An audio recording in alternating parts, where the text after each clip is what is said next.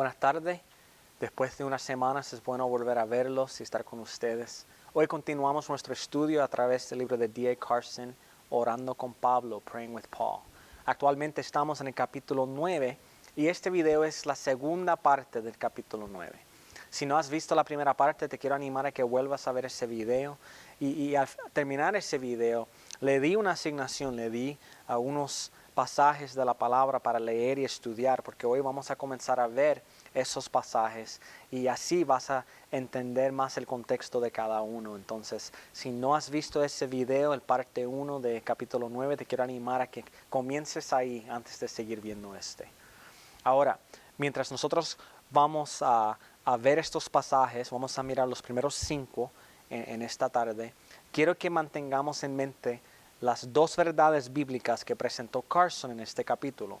Lo que él quiere hacer, lo que vamos a ver, es que estas verdades bíblicas son evidentes en cada uno de estos pasajes que vamos a revisar.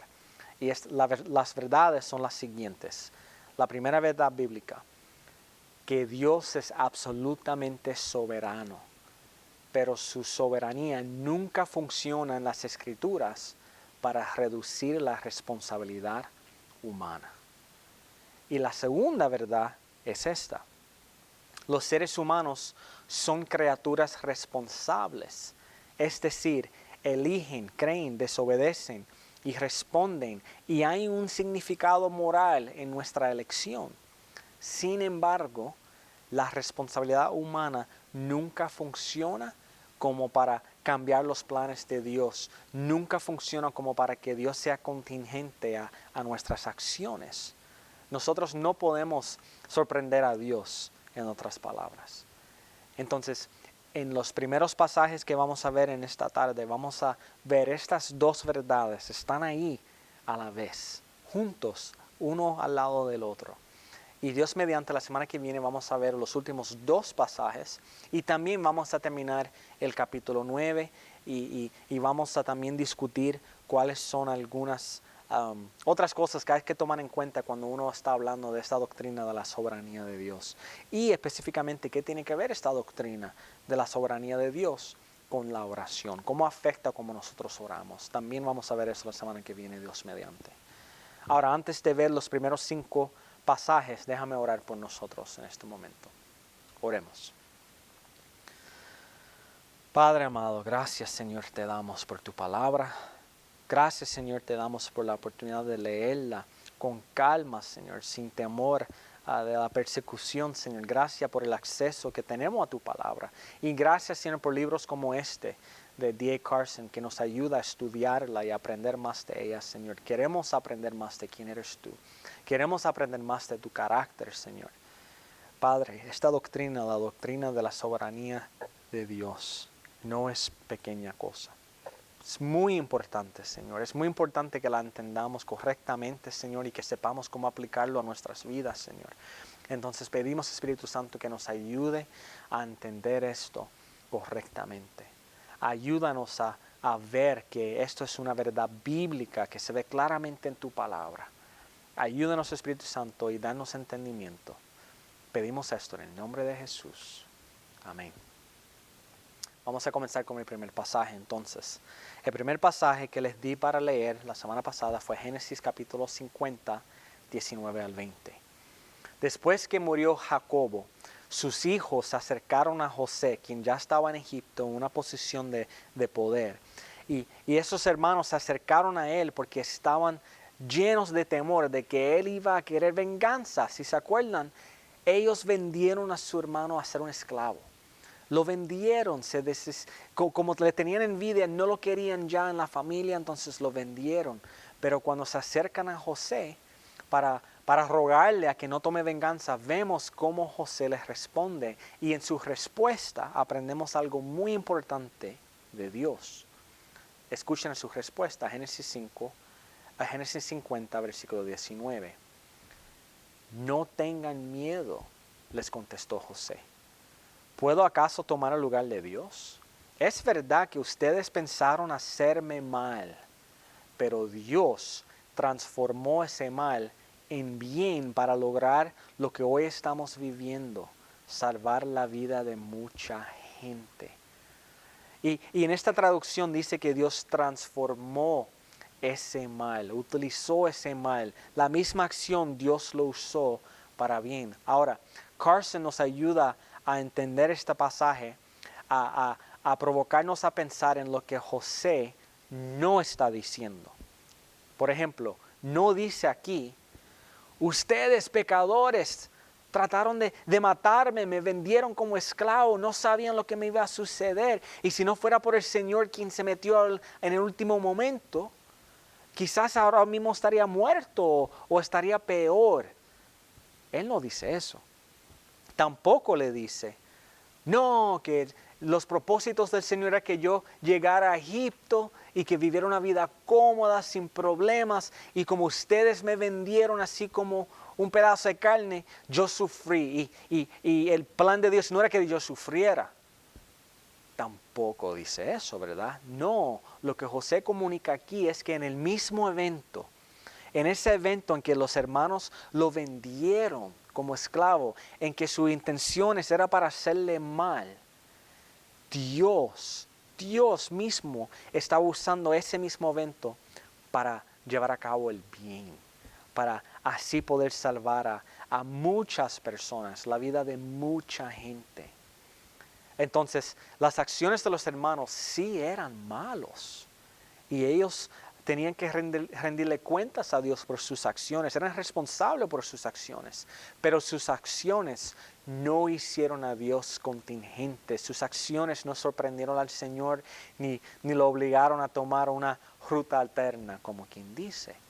Tanto la soberanía de Dios y la responsabilidad humana, los dos se ven en este pasaje. Ahora, ¿cuál es el próximo pasaje? Segunda de Samuel, capítulo 24. De igual forma vemos ambas verdades aquí.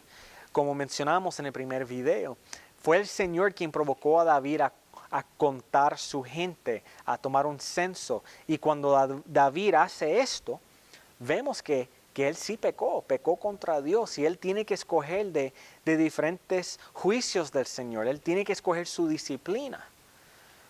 Ahora, es importante entender que Dios es bueno. La Biblia nos enseña esto vez tras vez tras vez. En Deuteronomio 32, versículo 4, vemos que todos sus caminos son perfectos, no hay mal en él.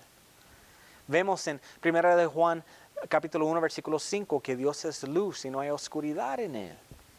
Y vemos lo que se está cantando en el cielo en Apocalipsis 15, de 3 al 4. Grandes y maravillosas son tus obras, Señor Dios Todopoderoso. Justos y verdaderos son tus caminos. Rey de las naciones, ¿quién no le temerá? Oh Señor, ¿quién no glorificará tu nombre? Solo tú eres santo. Dios es santo, Dios no comete pecado. Pero vemos en este pasaje que el Señor sí está presente, sí está detrás del mal cuando ocurre. Las cosas malas, el pecado en las vidas de las personas no ocurre cuando Dios no está pendiente, no ocurre cuando Dios está tomando una siesta, como si Él perdió control por un momento. No, no es así. Vemos en 2 Tesalonicenses capítulo 2, versículo 11, que Dios envía una delusión, una mentira a la gente para que ellos puedan creer una mentira. Vemos en 1 Reyes 22 que Dios mismo se encarga de que los profetas de Ahab, que sus profecías no tengan significado y que las cosas que ellos digan son cosas tontas y irrelevantes. Y en el libro de Job, quizás uno de los mejores ejemplos de la Biblia, vemos que aunque es Satanás quien le está causando tanto a Job, es el Señor quien se lo está permitiendo. Dios le está dando permiso a Satanás. Y ese ejemplo de Job es muy importante para nosotros considerar, a mirar a 2 de Samuel capítulo 24. Porque cuando leemos Primera de Crónicas, capítulo 21, que es este mismo cuento de otra perspectiva, ahí leemos un detalle importante. Ahí leemos que fue Satanás quien tentó a David a tomar el censo, a contar a su pueblo. Entonces, aunque parece que esto es una contradicción, no lo es. Tanto como vemos en Job, aquí también vemos que fue Satanás quien tentó a David a pecar y Satanás cae. Y claro, Carson habla en su libro, ¿verdad?, que esto nos trae otras preguntas difíciles como las cosas de casualidad secundaria, ¿verdad? Esto nos provoca a preguntar, bueno, pero ¿aún estás seguro que Dios no es culpable? Y eso es conversación para otro momento. El punto que se está estableciendo aquí es que Dios es soberano sobre la vida de David y aún los pecados que comete David en su vida. Y vemos que David no tiene excusa. Él es responsable por sus acciones. Aunque Dios es soberano, Él tiene que escoger su disciplina. Entonces, de nuevo, vemos que Dios es soberano y que el hombre es responsable en el mismo pasaje. El próximo pasaje, Isaías capítulo 10, del 5 a 19. En este pasaje vemos como Dios le habla a este poder que era esta nación que era muy poderosa, que era Asiria. Escuchen lo que vemos aquí en capítulo 10, del 5 al 6. Oh Asiria, en otras versiones dice, ay de Asiria, vara y báculo de mi furor. En su mano he puesto mi ira. Le mandaré contra una nación perfida y sobre el pueblo de mi ira la enviaré, para que quite despojos y arrebate presa, y lo ponga para ser hollado como lodo de las calles. Ahora, si leíste este pasaje desde antemano, sabes que en el contexto vemos que el Señor está enviando a Siria contra su propio pueblo. Siria es una forma de juicio de Dios contra su pueblo por el pecado y por la desobediencia que había en su pueblo. Entonces, eso es lo primero. Asiria está yendo contra el mismo pueblo de Dios. Dios es quien se lo está enviando. Pero a la misma vez vemos en este pasaje que el Señor le está dando un aviso a Asiria. Por eso le mencioné esta otra traducción donde dice, ay de Asiria. Eso de ay de Asiria, eso es un aviso. Eso es el Señor diciendo a Asiria que tú también te tienes que preocupar. Tú también estás cometiendo pecado. Pero ven acá, si Dios es quien está enviando a Asiria contra su pueblo, entonces ¿por qué Asiria es culpable? Bueno, como explica Carson, porque ellos están yendo en contra del pueblo de Dios, pensando en su mente que ellos son los más poderosos. Ellos simplemente están haciendo lo que siempre han hecho, conquistando otras tierras.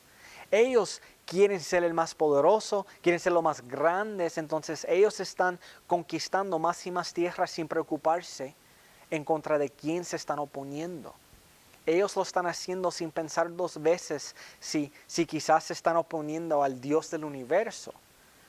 Entonces, por eso el Señor le dice a Siria que Él también va a disciplinarlos a ellos, que Él también va a ejercer juicio en contra de ellos.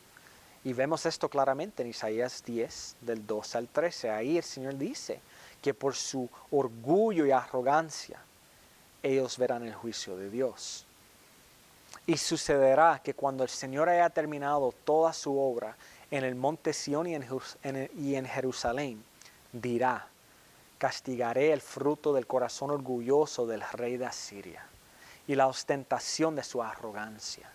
Porque ha dicho, con el poder de mi mano lo hice y con mi sabiduría, pues tengo entendimiento. Quitaré las fronteras de los pueblos, saqué sus tesoros y como hombre fuerte abatí a sus habitantes. ¿Vieron eso? Que el rey de Asiria pensó que él estaba conquistando a Jerusalén y estaba conquistando a esta tierra porque él era el más fuerte, porque era el más sabio. Entonces, más abajo, Dios le acuerda a través del profeta Isaías que así no es. Esto realmente no fue lo que sucedió. Aunque ellos en su mente estaban haciendo esto, la verdad era otra. ¿Cuál es la verdad? Escuchen al versículo 15 y 16 ahí del capítulo 10. ¿Ha de enaltecerse el hacha sobre el que corta con ella? ¿Ha de engrandecerse la sierra sobre el que la maneja? Como si un báculo manejará a los que lo levantan, como si una vara levantará al que no es madera. Por eso el Señor, Dios de los ejércitos, enviará una enfermedad extenuante entre sus robustos guerreros, y debajo de su gloria encenderá una hoguera como fuego abrasador. Vemos aquí cómo Dios utiliza una nación fuerte y grande, un rey poderoso. El Señor lo usa como si fuera una herramienta, como una hacha, para así Él llevar a cabo sus propósitos, para así cumplir su voluntad. Él es soberano, hermanos. Pero a la vez, eso no significa que Asiria no es responsable por sus acciones. Eso no quiere decir que Asiria no era responsable por el orgullo que tenía en su corazón y por pensar que era lo más fuerte y poderoso, por ser arrogante. No, como había pecado también, como había ido en contra del pueblo de Dios, Asiria también iba a sufrir el juicio de Dios. Acuérdate, la intención de Asiria no era obedecer al Señor, no era honrar al Señor. Y por eso eran responsables por sus acciones en contra del Señor y en contra de su pueblo. Vamos al próximo. Juan capítulo 6, 37 al 40. Aquí encontramos lo que se conoce como el discurso del pan de vida. Y en este discurso vemos unas cosas muy importantes. Jesús dice lo siguiente: todo lo que el Padre me da, vendrá a mí. Y al que viene a mí, de ningún modo lo echaré fuera. Entonces, hay unas cosas que hay que entender aquí.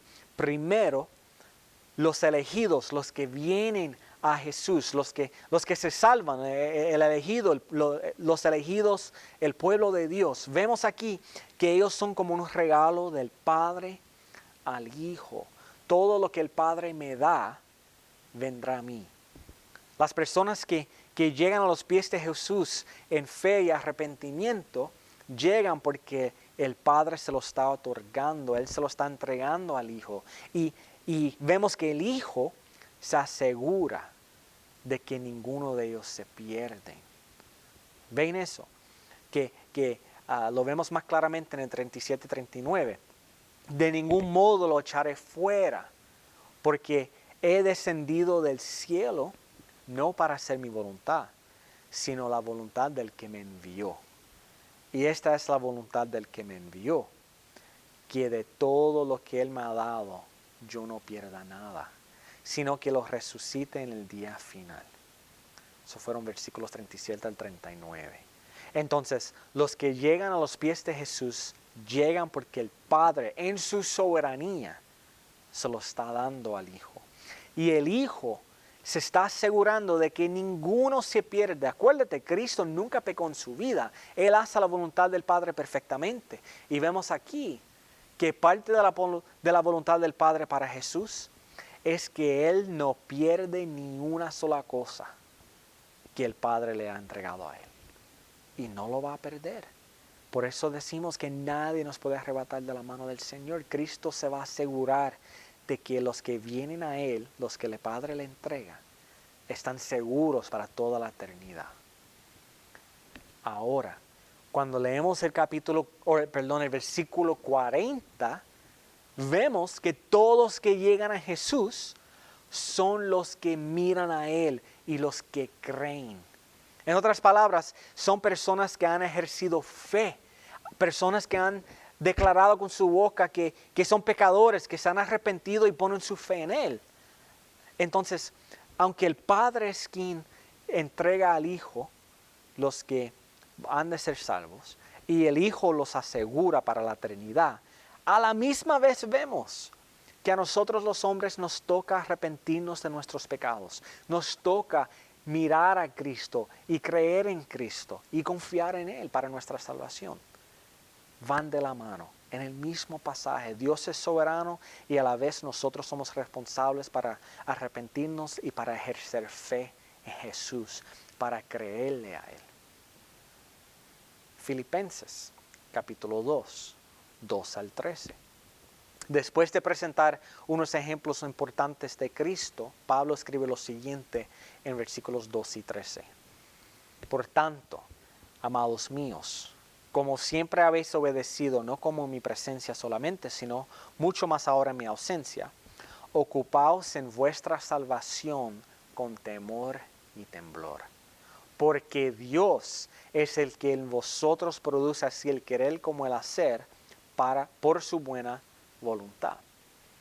Una vez más, Carson nos ayuda a entender este pasaje al pensar en lo que Pablo no está diciendo, al pensar en lo que el autor no está diciendo.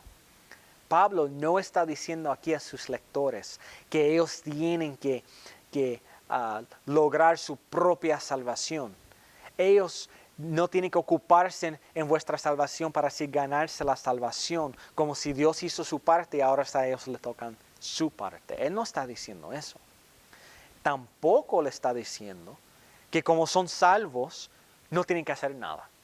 Que no es importante cómo viven sus vidas, que no es importante cómo pasan el tiempo, si obedecen o no obedecen, porque Dios ya los salvó.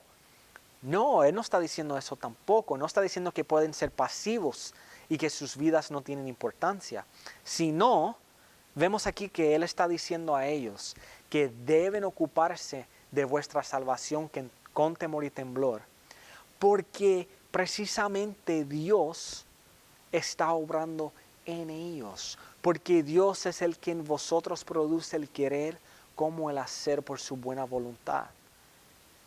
Dios está obrando soberanamente y una de las formas en que Dios obra es en poner en el hombre el querer como el hacer, para así cumplir su buena voluntad.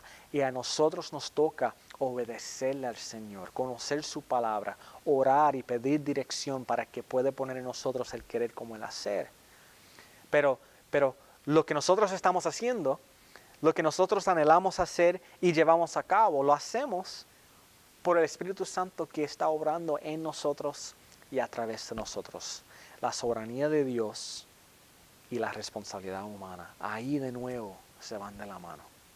Entonces, en este pasaje también vemos que esas verdades se asumen que ambas son verdaderas, que son reales y que son ciertas. Una no disminuye a la otra, sino que ambas son igualmente verdaderas. Ahora, vamos a pausar aquí. Vamos a ver los últimos dos pasajes la semana que viene y también la semana que viene, Dios mediante.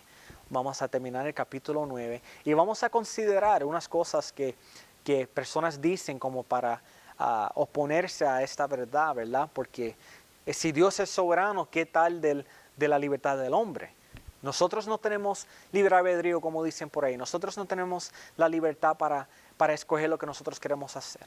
O simplemente somos robots. ¿Cómo entendemos la soberanía de Dios a la luz de la libertad? Vamos a hablar de eso la semana que viene. Y también vamos a considerar cómo es que Dios está detrás de la maldad y todo lo bueno, sin que Él sea culpable de hacer lo malo. Si Dios es bueno, si Dios es santo, ¿cómo Él puede estar detrás de la maldad? Vamos a considerar eso también. Son preguntas importantes, son cosas importantes para entender si vamos a estudiar la doctrina de la soberanía de Dios. Y después, para terminar, ¿qué tiene que ver esto con la oración? ¿Cómo debe afectar esta doctrina a nuestra vida, esta oración? Con eso terminamos la semana que viene, Dios mediante. Y les animo a que lean los otros pasajes. Puedes encontrarlos en el video de la semana, en el último video, hace unas semanas. Ahí están listadas. Pero antes de terminar, déjame orar por nosotros. Oremos. Padre, una vez más te damos gracias por este privilegio de leer tu palabra, de estudiarla. Gracias, Señor, por acordarnos de tu soberanía, de que eres soberano sobre todo, Señor, que eres todopoderoso, que eres omnipotente, Señor, y omnisciente, y que nada surge fuera de tu control. Gracias, Señor. Pedimos, Señor, que utilices esta verdad para llenarnos de paz y tranquilidad, Señor, al saber que nuestro Rey realmente está reinando y que realmente está consciente de lo que está sucediendo en nuestras vidas y en el mundo entero. Permítanos, Señor, volver la semana que viene para seguir estudiando este tema, Señor, y aprender qué tiene que ver o cómo aplica, mejor dicho, a nuestras vidas de oración. Pedimos esto, Padre, en el nombre de Jesús.